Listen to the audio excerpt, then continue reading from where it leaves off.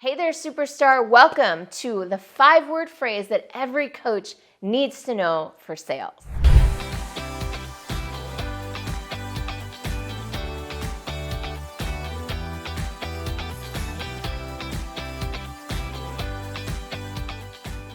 Have you ever had the experience where you're in a sales conversation, you're enrolling a client in one of your programs or services, and the client just takes over? The client is taking charge, they're asking you questions, and you've somehow lost control of the meeting.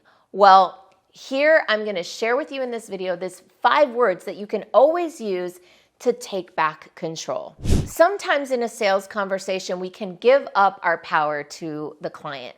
This happens a lot of times especially if we really want to make a sale, if we actually really need to make a sale, if we're feeling at all scarce or desperate, we might lower ourselves and kind of put the client on this pedestal. Like they have all the power, they have the money, they have the ability to say yes or no to me. I know that I've done this, and I've seen my clients do it too, where basically instead of us being, the leader of a situation or we're equal with the client, we're down here somehow. And when that happens, it becomes a lot less likely either that we'll make the sale, or even if we do make the sale, that we'll be able to effectively coach and lead a client.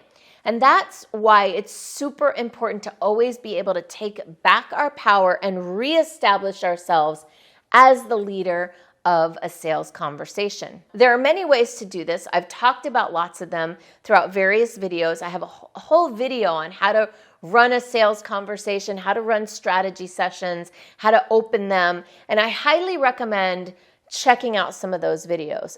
But before you do, finish watching this one and do me a quick favor, press like on this video, subscribe to my channel.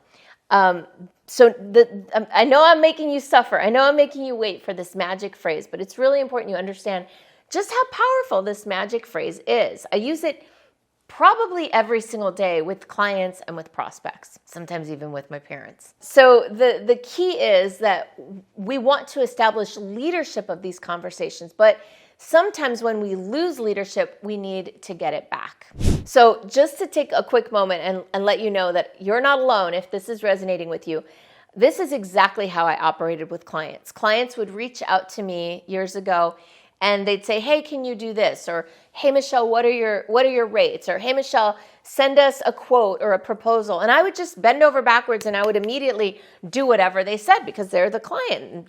Clients always right and all that stuff. The clients were leading me. And not only was that not very effective, it also created some resentment to the point where I would resent when my clients would call me up like, well, who do they think they are? Asking me for this, like I don't work for them and all this kind of mental chatter. What I didn't understand is that I was creating this dynamic. I was creating it and I was allowing it by placing the client and giving them that power over me by letting them lead. And so the magic phrase, are you ready? The magic phrase is, the way I work is. And you can use this in pretty much any scenario where you're trying to take back your power, where a client is trying to exert power over you or control you or ask you to do things their way.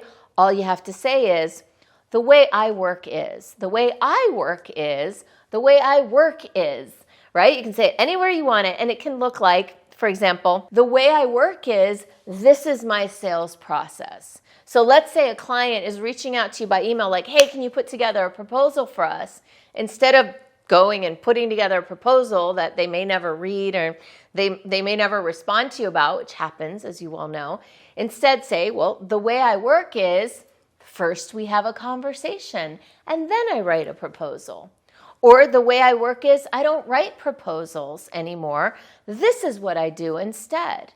Or the way I work is, you'll need to hire me for a brand audit and then I'll write a proposal for you. So the way I work is basically brings the power back into your domain and lets you establish how you work going forward.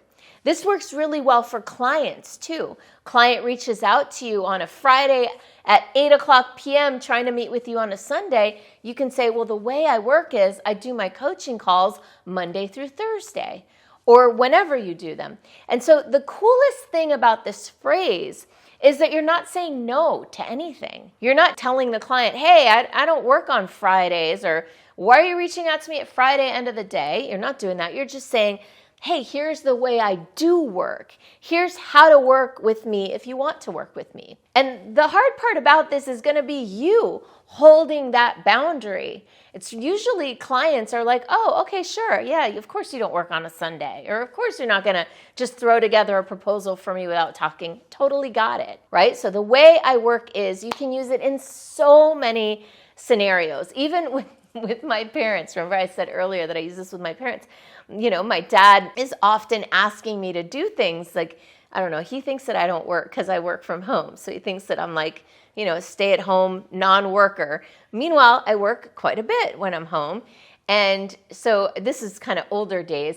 And he would be like, hey, Michelle, I need to send this fax. Can you send it for me? And then an hour later, he'd give me another thing. And, you know, the next day, another thing. And so I became very aware that I was getting very resentful about this, but I would still do the thing he asked me right when he asked me. And so one day I finally just said, hey, Dad, listen, the way I work is I get really distracted pretty easily. So if you keep bringing me things one thing at a time, it's hard for me to get back on track. So the way I work is I really prefer to batch things up and do them all at once. Can you gather everything you have for me and give it to me all at once? And then I'll be happy to help you out.